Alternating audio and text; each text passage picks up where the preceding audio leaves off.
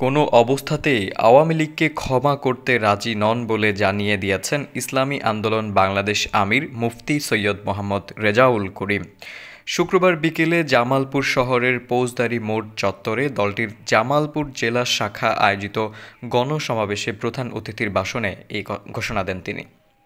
ইসলামী আন্দোলন বাংলাদেশের আমির বলেন, এই বাংলাদেশের টাকা লুটপাট করে যারা বিদেশের সম্পদের পাহাড় গড়েছেন, ১৮ কোটি মানুষও যদি তাদের মাপ করে, আমরা মাপ করতে পারি না।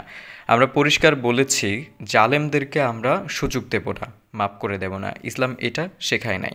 ইসলাম শিখিয়েছে জালেমদের বিচার হবে, অন্যায়কারীদের বিচার হবে, খুনিদের বিচার হবে।